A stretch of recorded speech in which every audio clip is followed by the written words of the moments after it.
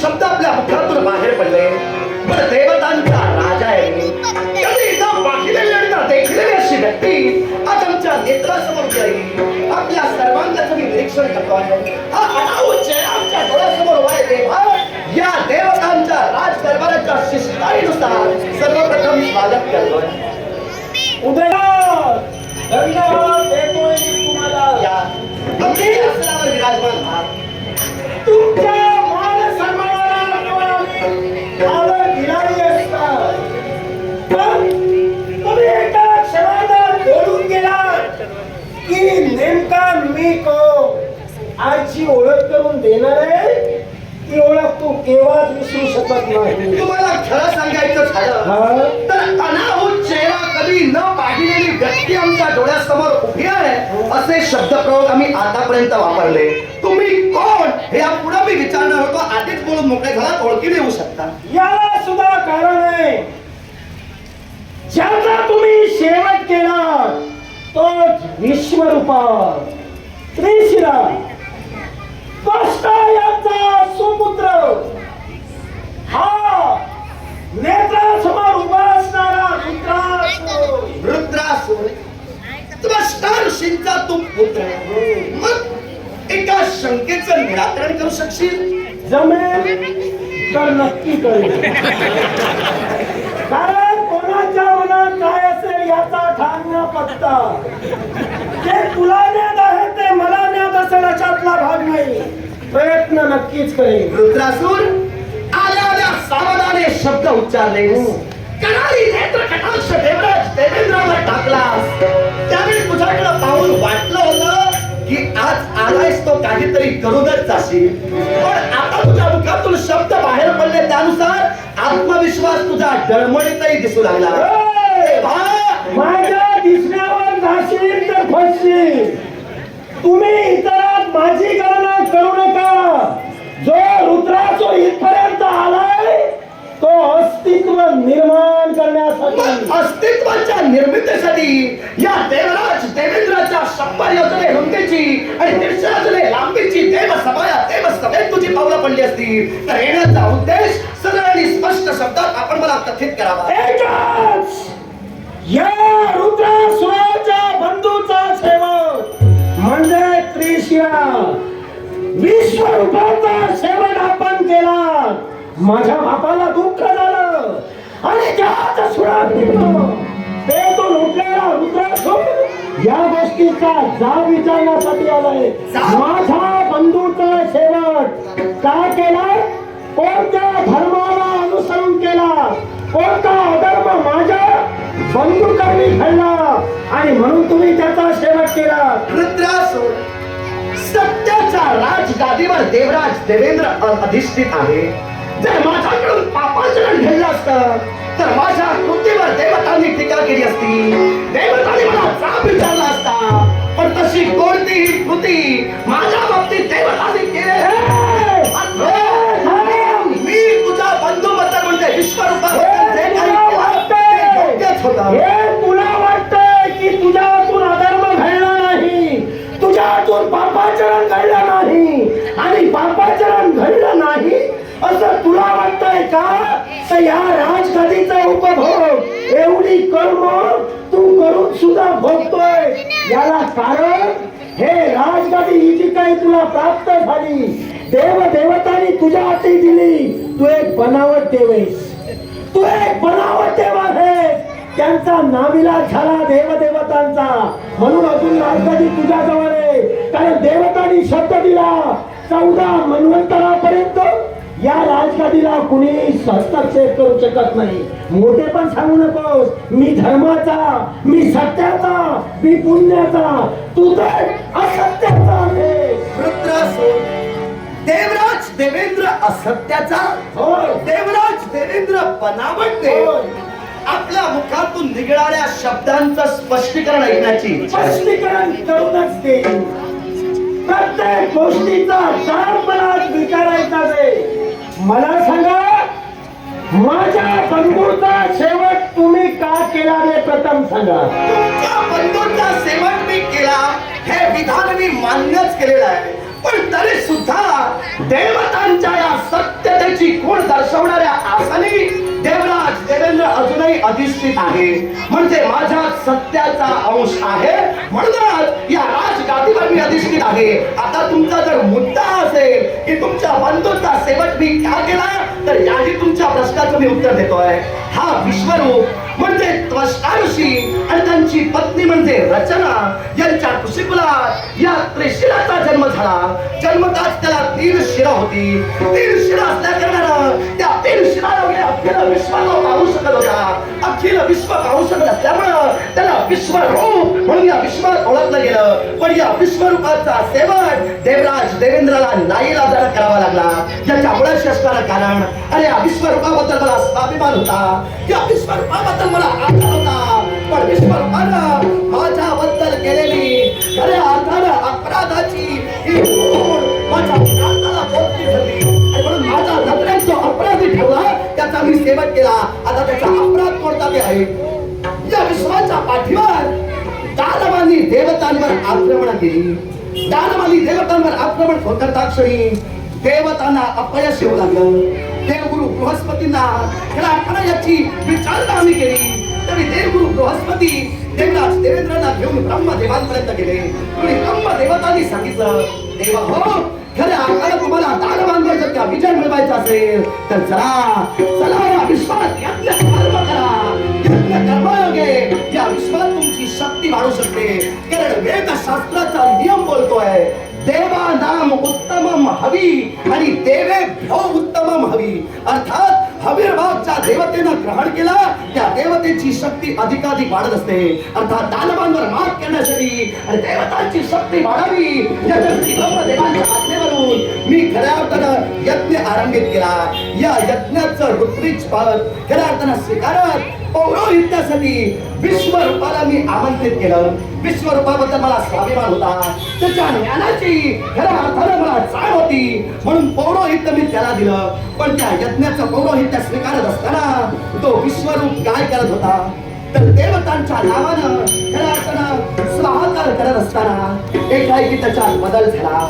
आणि बदल होता क्षणी देवतांच्या नावानं अविर्भाव ग्रहण देवता करत होते, आहुत्या तो देत होता. पण देवतांचं नाव घेऊन स्वाहा हे शब्द उच्चारणारा विश्वरूप एकाएकी दानवांच्या नावानं समिधा अर्पण करू लागल्या. त्यामुळं खऱ्या अर्थानं दानवांची शक्ती प्रबळ होऊ लागली. देवतांची शक्ती वाढावी म्हणून या खऱ्या अर्थानं विश्वरूपावर मी विश्वास ठेवून त्याला पौरोहित्य दिलं. पण त्यानं माझ्या विश्वासाला जो तडा घातला त्याच्यासाठी मला त्याचा शेवट करावा लागला. वा, सुंदर बोलला. सुंदरच बोलतो, पण जे हवं होतं ते तुझ्यातच ठेवीलास आणि बोलला. मग तुला जे काय तुला काय वाटलं माझ्याकडून काढून घ्यायचं, तुला काय हवं ते मी बोलणार नाही. मी माझी बाजू स्पष्ट करत चालणार. आता तू काय घेऊन राहायच ते पुढं. तू आतापर्यंत बाजू मारतच गेलास, तुझी बाजू मांडतच गेलास, पण दुसऱ्याची बाजू सांगून स्वतःची बाजू जर का उभी केली असती तर खरा इंद्र सोडला असता. मग तू बनावा इंद्र मी का बनावे याला सुद्धा कारण आहे. मला सांग, निमंत्रित तू त्रिशिराला केलास, विश्वरूपाला केवळ त्या ठिकाणी बोलविण्याचं कार्य केलं, पण त्या ठिकाणी बाजूला कुणाला केलं. ज्या देवगुरु बृहस्पतीने देवतांचं गुरुत्व स्वीकारलं त्या देवगुरु बृहस्पतीनं बाजूला केलंस का, तर ते तुझ्या सांगण्यावरून ऐकत नव्हते. तुला गुरु असे हवे जे तुझ्या बाजूला बोलतील, म्हणून केवळ बृहस्पतीला तू बाजूला केलं. आणि त्रिशिरा हा ज्ञानवंतच होता, त्यांना बसविण्याचं कार्य तू केलंस. मग मला सांग, तो ज्ञानवंत जर होता तर त्या ठिकाणी घडलेला प्रमाण तुम्हा देवतांना का कळला नाही. दुसरी गोष्ट, माणूस हा वास्तवावर जगणारा आहे, माणूस हा वास्तववादी आहे. ज्याप्रमाणे वास्तव आहे त्याप्रमाणे कृती करण्याचं कार्य मानव करतोय. मान्य आहे का? तुझं पूर्ण झालं का? मग ते जर का तुम्हाला मान्य असेल तर ज्या माझ्या त्रिशिरानं केवळ मंत्र देण्याचं कार्य, आविर्भाव देण्याचं कार्य दानवांना केलं, मग त्या ठिकाणी त्याला आज्ञा करणारे 2 राक्षस ब्राह्मण स्वरूपात आले. तुम्ही जर देव होता, तुम्हाला जर भविष्य कळत होतं तर तुम्हा देवतांना ते ब्राह्मण राक्षस आहे हे का कळले नाही? या एका गोष्टीसाठी तुम्हाला बनावट इंद्र म्हटलं हे सगळे त्या अजून बरेच काही सांगणार आहे, पण टप्प्याटप्प्यानं. मग ठीक. तुझ्या प्रत्येक टप्प्यावर तुझ्या खऱ्या प्रत्येक विधानाचं खंडन करण्यासाठी देवराज देवेंद्र उभा आहे. आता तुझ्या मुखातून शब्द बाहेर पडले. 2 राक्षस हे ऋषीचं ऋषींचं रूप घेऊन त्या ठिकाणी उभे होते. मग ते आम्हाला का कळले नाही? मुळात तू कुठल्या संभ्रमाच्या विळख्यात अडकलास याचा तुला माहीत. पण घडलेला खरा प्रसंग देवराज देवेंद्र तुला कथित केलेला का तो कसा, तो नीट ऐक. तुझं वक्तव्य पूर्णविराम तुझा होईपर्यंत मी ऐकलेला आहे. तेव्हा माझा पूर्णविराम होईपर्यंत एकही शब्द आधी उच्चारू नको. हे सांगायची गरजच नाही. मग ऐक, तू बोल फक्त. या विश्वाच्या पाठीवर तू पहिला मुद्दा मांडलास की खऱ्या तुला जे तुझ्या बाजूने बोलणारे असतात ते गुरु हवे असतात. तेव्हा हे विधान तुझं परिपूर्णरित्या चुकीचं आहे आधी मी ठरवून जातोय. विश्वाच्या पाठीवर देवगुरु बृहस्पतींना देवतांचं गुरुपद हे देवराज देवेंद्रांच्या समक्ष देव दरबारी दिलं गेलं. ते सुद्धा कप्तानच दिलं. माझं बोलून झालेलं नाही. भरल्या देवसभेत देवगुरु बृहस्पतींना देवतांचं गुरुपद दिलं गेलं. पण खऱ्या अर्थानं गुरुपदावरून मी देवगुरु बृहस्पतींना काही काळासाठी वंचित केलं होतं तुझ्या म्हणण्यानुसार. पण वंचित का केलं होतं याच्या मुळाशी सुद्धा कारण होतं. देवसभेत देवराज देवेंद्राची पावलं पडत होती. पण देवराज देवेंद्राची पावलं पडत असताना देवगुरु बृहस्पतींनी माझा केलेला अपमान आणि त्या अपमानानुसार समस्त देवतांसमक्ष देवगुरु बृहस्पतींना मी जाब विचारला. देवराज देवेंद्र देवतांचा राजा आहे, मग असं असताना तुम्ही माझा अपमान करण्यासाठी सिद्ध होतात. अर्थात देवगुरु बृहस्पतींना मी स्वतः त्यांच्या पदावरून काढून टाकलेलं नाही, तर त्यांनी साऱ्या देवतांच्या समक्ष आपली सूत्र त्या ठिकाणी ठेवली आणि देवसभेचा त्याग करून ते गेले.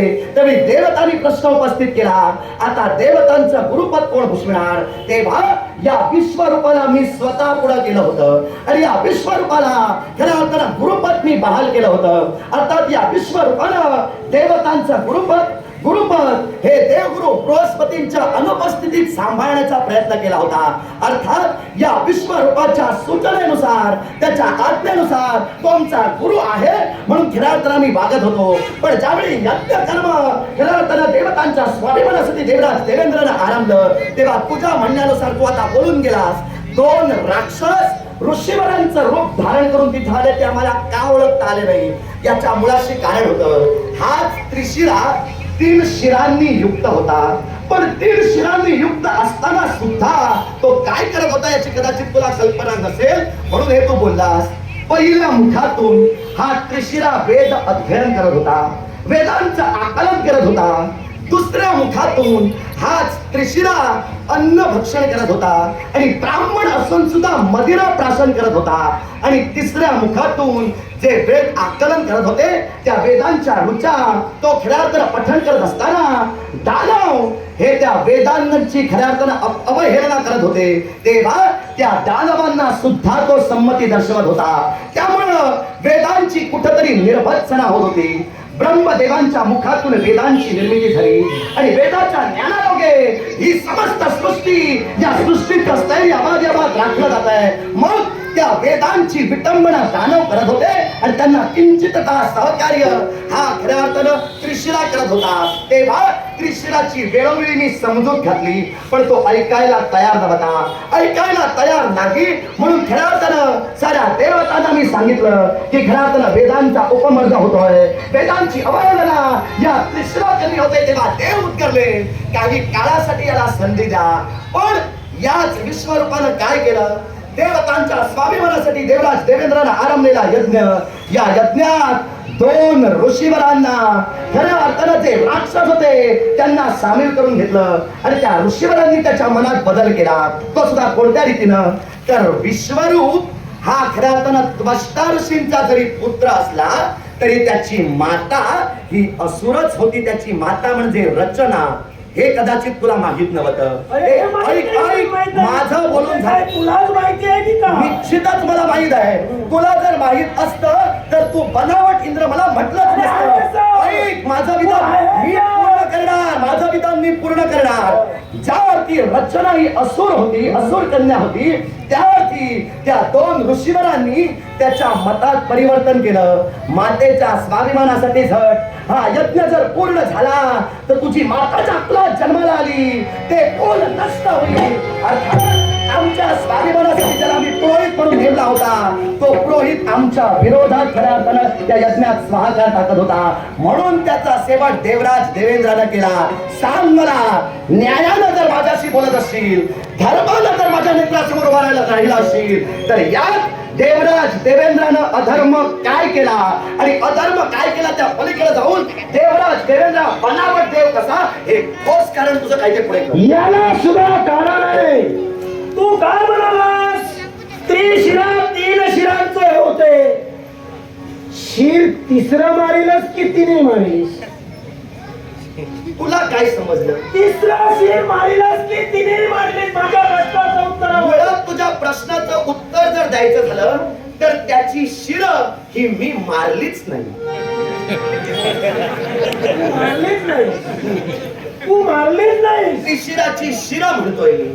मग कुणी मारली? ऐक सांगतो. आता तू काय बोलून गेलास, देवराज देवेंद्र म्हणजे मला हे माहित नाही, तुला हे माहित नाही, म्हणजे सगळं काही तुलाच माहित आहे. आता ठाम सांगतो, तुझ्यापेक्षा मला बरंच काही माहित आहे. ऐक ऐक, 1 शिर मारलं, 2 मारले की 3ही मारले ते आता तुला सांगतोय. देवराज देवेंद्रानं खऱ्या अर्थानं वेदांची निर्भत्सना करणारा हा त्रिशिरा, या त्रिशिराचा शेवट करण्यासाठी त्याच्यावर आपल्या हाती असणाऱ्या शस्त्रानं वार केला. पण त्या त्रिशिराची 3 शिरं, ही 3 शिरं पुन्हा साधली जात होती, पुन्हा साधली जात होती आणि त्यायोगे त्रिशिरा पुन्हा जिवंत होत होता. तेव्हा एक सुतार, हा सुतार माझ्या डोळ्यासमोर मला दिसला. अर्थात त्या सुताराला मी हाताशी घेतलं आणि त्याला सांगितलं, मला तुझं सहकार्य हवंय. हा त्रिशिरा 3 शिरांनी युक्त आहे. अर्थात जोपर्यंत यांची शिरं हलवित सेवा होणार नाही, तेव्हा त्याची शिरं मी मारली नाही. त्या सुतारानं त्याच्या 3 शिरांचं खंडन केलं. त्या पलीकडे जाऊन तो सुतार, ऐक, तो सुतार आधी मान्यता दर्शवत नव्हता, पण त्यानं सांगितलं माझी इच्छा जर तू परिपूर्ण करत असशील तरच तुझ्या खऱ्या अर्थानं मताला मी दुजोरा दर्शवेन. तेव्हा त्याला शब्द दिला. त्यानंतर त्यानं इच्छा प्रदर्शित केली. ती त्याची इच्छा कोणती होती, तर या तुझ्या कार्यात देवेंद्र मी तुला सहकार्य केलेलं आहे. अर्थात माझं नाव लौकिक या विश्वात चंद्र सूर्य असेपर्यंत सतेज राहिलं पाहिजे. तेव्हा त्या सुताराला मी महत्व दिलं. या विश्वाच्या पाठीवर यज्ञाचे अनेक प्रकार आहेत. जसा अश्वमेध यज्ञ आहे, उदाहरणार्थ अश्वाचा मेध केल्यानंतर म्हणजे अश्वाला मारल्यानंतर अश्वमेध पूर्ण होतो, तसा या विश्वात नरमेध यज्ञ सुद्धा आहे.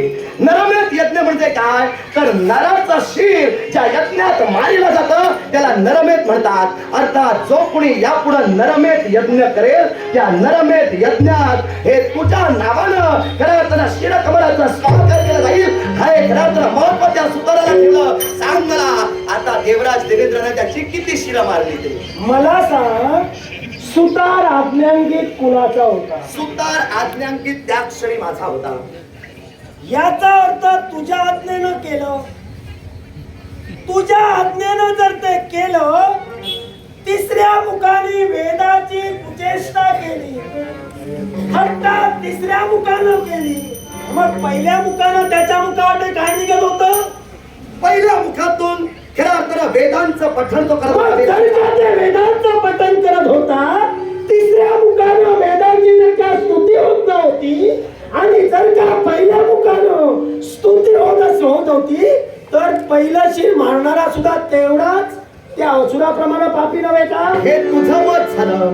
पण जो वेदांची निर्वचना करत होता, देवतांच्या यज्ञ कार्यात जो खऱ्या अर्थानं कलुषितपणा निर्माण करण्याचा प्रयत्न करत होता, त्याचा शेवट होणं गरजेचं होतं. जर तीन शिला एकत्र राहिली असती तर त्याचा शेवट झाला नसता. म्हणून मी केला हे. ऐक, मी जे कृत्य केलं ते अधर्माचं तू म्हटलंस, पण मी जे कृत्य केलं त्याचा या विश्वाला फायदाच झाला. कारण देवराज देवेंद्राच्या लीला या विश्वात तसं कुणाला समजणार नाही आणि तुझ्यासारख्याला तर समजणारच नाही.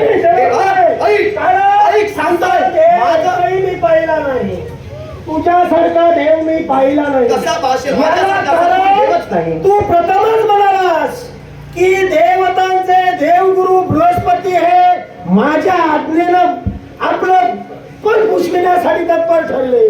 पण मला एक सांगशील, देवतांचे देवगुरु बृहस्पतीच का झाले?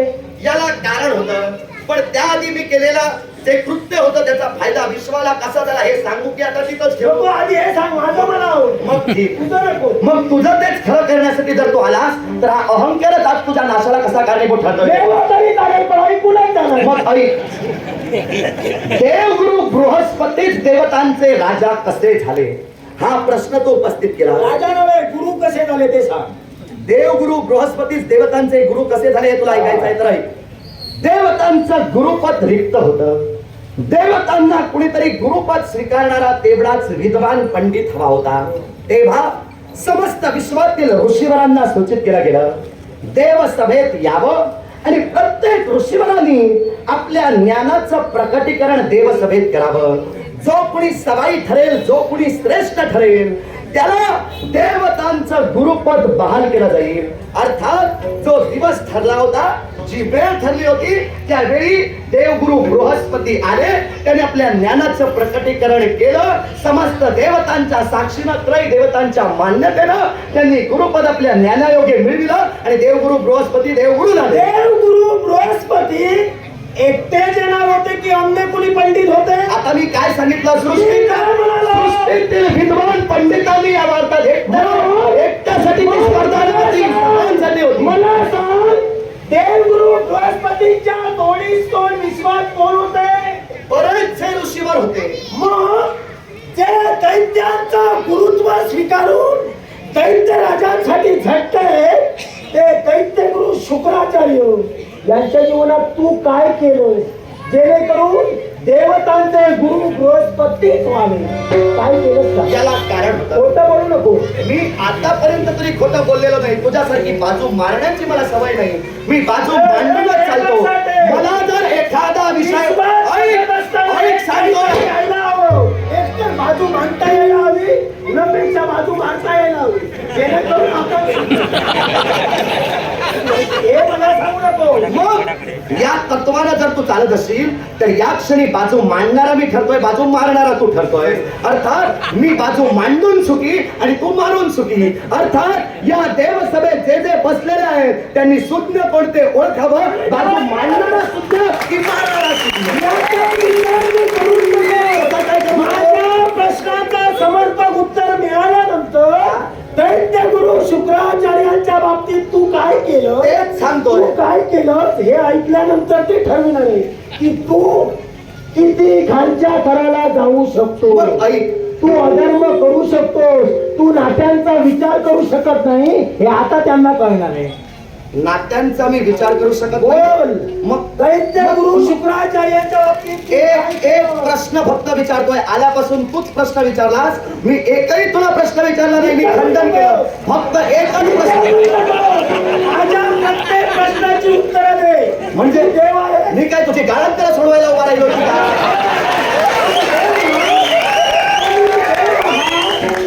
मला सांगा, तुम्ही देव आहात ना? आता देव म्हणूनच आलायस का? देव तत्वात तुम्ही वावरण्याचं कार्य जर करतात तर प्रत्येक व्यक्तीच्या मनात असणारा संशय दूर करणं काम कुणाचं? बरं ठीक, माझा प्रश्न तसाच राहू दे. आता तुझ्या प्रश्नाचं उत्तर देतोय ऐकून सर. द्यावंच लागेल. देणारच आहे, देणारच आहे. माझी सवय आहे, माझी सवय आहे. त्या सवयीशी माझं देणं घेणं नाही. कसं असेल? मला माझ्या प्रश्नाचं उत्तर हवं, ते मिळालं की तुझं काय करायचं ते करू. तुझ्या प्रश्नाचं उत्तर मी योग्य आहे तेच देणार. पण मला जर एखादी गोष्ट माहित नसेल तर ती खोटी मांडण्यापेक्षा मी मला माहित नाही म्हणून सांगून मोकळा होतो.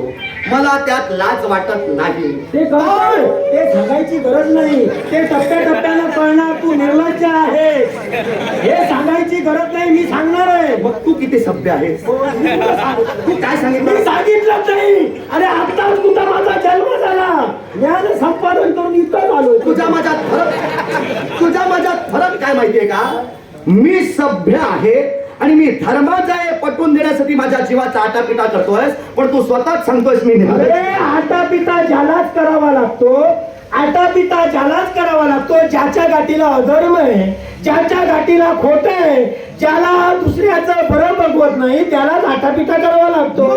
जो सत्याचा असून सुद्धा समोरचा जर मान्य करणारा नसेल तर ते पटवून देण्यासाठी सुद्धा आटापिटा करावा लागतो. ते सांग, नाही तर ते विसरणार आहे. विसरणारा मी नव्हे, तुझ्या प्रश्नाचं उत्तर देतो. हवंयच मला.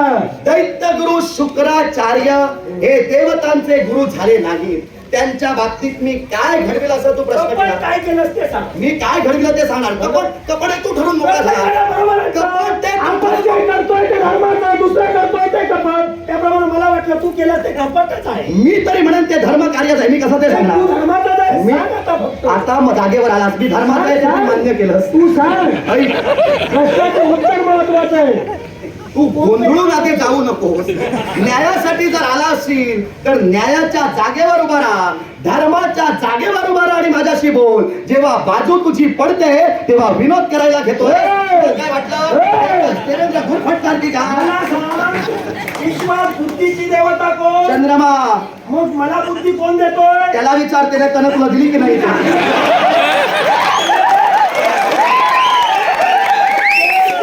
तुमच्या आज्ञेत नाही. माझ्या आज्ञेतच आहे. पण ऐक, आता मला असं वाटू लागलं चंद्रमा देवतेने तुला बुद्धी दिली असं म्हणत असशील तर चंद्रमा देवतेने जर अतिच तुला बुद्धी दिली असं वाटू लागलं. नाही आहेच मी होती जरा. तुला काय म्हणायचं? मग काही हरकत नाही. तुझा मुद्दा स्पष्ट करतोय. तुझा शहाणपणा व्यर्थ पूर्ण बोलण्यापेक्षा तुझा मुद्दा मी स्पष्ट करतोय. तू बोलतोय. देवगुरु बृहस्पती देवसभेत आले. त्यांनी आपल्या ज्ञानाचं प्रकटीकरण केलं. ज्ञानाचं प्रकटीकरण करून त्यांना देवगुरु पद दिलं गेलं. पण हा उसना म्हणजे शुक्राचार्य ज्यांचं तो बोलतोय, हे शुक्राचार्य वेळेवर पोचते झाले नाही. याच्या मुळाशी कारण होतं त्यांच्या जीवनात मी काय घडविला असा प्रश्न तो केला. मी सत्य आहे तेच सांगणार. जी अडचण आहे ती अडचणच आहे. माझी कन्या म्हणजे जयंती, या जयंतीला त्यांच्या मार्गात खऱ्या अर्थानं दुभंगता निर्माण करण्यासाठी मी पाठवलं होतं. माझं बोलून झालेलं नाही. जोपर्यंत माझं बोलून होत नाही तोपर्यंत तो बोलू नकोस. तो बोलत असताना मी मध्यंतरी बोलणार नाही. ऐक, माझी कन्या जयंती ही शुक्राचार्यांच्या मार्गात उभी ठाकली. शुक्राचार्यांसमोर ती प्रेमाची याचना करू लागली. त्यावेळी देवतांचं गुरुपद स्वीकारण्यासाठी येणारे हे उशना, हे शुक्र त्या क्षणी त्या जयंतीच्या प्रेमातच गुरफटून राहिले. प्रेमात गुरफटून राहिल्या कारणानं देवगुरु बृहस्पतीने आपल्या ज्ञानाचं प्रकटीकरण केलं आणि त्यांनी देवगुरु पद मिळवलं. हे योग्य वेळी पोचले नाहीत, त्यामुळे ते देवगुरु झाले नाही. अरे पोचणार कसे? कारण तू निर्लज्जपणाचा कळसच केलास. अरे कोण असा विश्वास बाब आहे तो आपल्या कन्येला दुसऱ्याच्या मार्गात प्रेमाचे चाळे करायला पाठवेल? मग ऐक, असा निर्लज्ज तू. मग असा जर तुझा मुद्दा असेल तर या मुद्द्याला मी योग्य ती खोड तुला देतोय. मी जयंती आणि जयंत यांचाच भाग नव्हे. सृष्टीचा स्थैर्य करता मी आहे. सृष्टीचा उद्योजक मी आहे. या सृष्टीचं स्थैर्य माझ्या निर्णयावर अवलंबून आहे. अर्थात ते सृष्टीचं स्थैर्य राखणं ही माझी जबाबदारी आहे. उशना म्हणजे शुक्र हे देवगुरु पदासाठी योग्य नाहीत या मताला मी तेव्हाही ठाम होतो आणि आताही ठाम आहे. कसा तेही तुला सांगतोय. या विश्वाच्या पाठीवर रज, तम आणि सत्व हे 3 गुण पण जो गुरुपद भूषविणारा असतो तो खऱ्या अर्थानं सत्व गुणाचाच असायला हवा असं मी सांगत नाही, वेद सांगताय. अर्थात गुरुपदासाठी गुरु जो असतो त्या गुरुनं सत्वगुणी असावं. उशना हा तमोगुणी होता, हे ब्रह्मदेवांचे शब्द आहेत, माझे नाही. तेव्हा उशना हा तमोगुणी असल्या कारणानं तो देवसभेत देवतांचा गुरु होणं मला मान्य नव्हतं. तेव्हा त्याची परीक्षा घेण्यासाठी मी जयंतीला पाठविलं. भलेही तू आता बोलून मोकळा झालास, तुझ्यासारखा बाप दुसरा नसेल, पण माझ्या कन्येला या सृष्टीच्या स्थैर्यासाठी मी पुढे पाठविलं. मला फक्त तू एवढंच सांग, हा जर देव गुरुसाठी उशना पुढे येत होता, हा शुक्राचार्य देवतांचा गुरु होण्यासाठी येत होता, तर त्यानं त्या माझ्या जयंतीच्या प्रेमातच आपला वेळ व्यर्थ का घालवावा? अरे याला कारण तू त्याच्या मागावणे. अरे मी फक्त जयंतीला पाठविलं, मी त्याच्याच बरोबर रावण उशाला सांगायला मला गेला. सांग, तिच्या मागावून एक यक्ष निर्माण कुणी मायावी केला? कुणी केला मायावी यक्ष निर्माण? तूच केलास ना, तूच केलास ना. मायावी आणि स्वतःच्या कन्येवर हस्त टाकावा म्हणून यक्ष निर्माण कुणी केला? आणि त्याला वाचविण्याचं कार्य तो करत होता. त्याच्यात जर माणुसकी नव्हती तर त्यानं ती तुझ्या कन्येला वाचविलं असतं. मी तुला काय तू सांगितलं? काही सांगू नको. शुक्राचार्यात माणुसकी नव्हती असं मी सांगितलं का? तू तो तमोगुणी होता. योग्य नव्हता. तो- म्हणजे विश्वात काही बृहस्पती एकटाच तेवढा मंत्री होता की काय? जेवढे ऋषी आले एकट्या देवगुरु बृहस्पतींनीच आपल्या ज्ञानाचं प्रकटीकरण केलं नव्हतं. ऋषी जे आले त्यांनी ज्ञानाचं प्रकटीकरण केलं होतं, पण देवगुरु बृहस्पती सवाई ठरले. माझा तुला प्रश्न काय होता? मी यक्षाला पाठवू दे न पेक्षा माझ्या कन्येला पाठवू दे आणि कुणाला पाठवू दे? हा जर देवतांचा गुरु या पदासाठी आपल्या निश्चयाला जर ठाम होता तर आपला वेळ तिथं का व्यर्थ घालवत होता? त्याला जर माहित होतं की देवतांचा गुरु मला व्हायचं हे माझं ध्येय आहे, ते ध्येय मला गाठायचं आहे, तर माझ्या जयंतीनं त्याच्यावर अतिक्रमण केलं. तो यायला मला माझ्या सांग, त्याच्या अंगी जर का ते गुण तुझ्या म्हणण्यानुसार नव्हते, तो योग्य नव्हता, तर विश्वात देवतांचा गुरुत्व देण्याची जबाबदारी कोणच्या हाती होती? तीन देवतांच्या हाती पण होती. ती देवतांच्या जर हाती होती तर तो योग्य नाही. आणि तो योग्य नसेल तर त्याच्या मार्गात ज्या की तुम्ही संकट निर्माण केला याचा अर्थ तो योग्य होता, मग तुम्ही अयोग्य हो. तरी देवतांनी मी जयंतीला पाठविला याचा मला जाब तर देवतांनी विचारला नाही.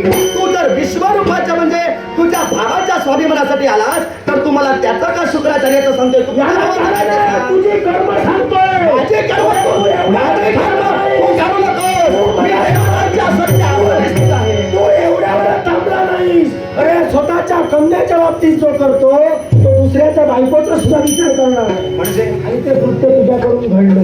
दुसऱ्याच्या बायकोबद्दल मी कृत्य होय, घडलं. होय. मला माहित आहे तू काय बोलणार, कारण या दुसऱ्यांच्या बायकोंबद्दल मी इंद्रानं काय काय केलं याची बऱ्याच जणांना वाच्यता केलेली आहे. नाही, मी तुला म्हणतो याला कारण आहे. तुला जर तू करायचं- धर्माचा पुरस्कार रे त्या ठिकाणी गेलास.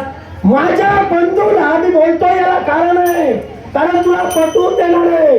माझ्या बंधूला ते 2 ब्राह्मण ते ऋषीमुनी राक्षस आहेत हे कळलं नाही, म्हणून त्यांच्या हातून ते कृत्य घडलं. त्याला तुम्ही मारिलात. तुम्ही जर का देव त्यांना ओळखू शकत नाही आणि तुम्हाला तरी कोणी कोणी ओळखलं? जाताना तुम्ही अहिल्याच्या महालात गौतम ऋषी बनून गेलात आणि येताना बोका बनून आलात. मग बोकाही ओळखला नाही विश्वात आणि गौतमही ओळखला नाही. मग असं जर विश्वास चालत असेल, तुम्ही देव जर का अधर्मानं वागत असाल आणि आमच्या सारखे भक्त जर का विश्वास संकटीने वागत असतील तर तुम्हाला काय म्हणावं?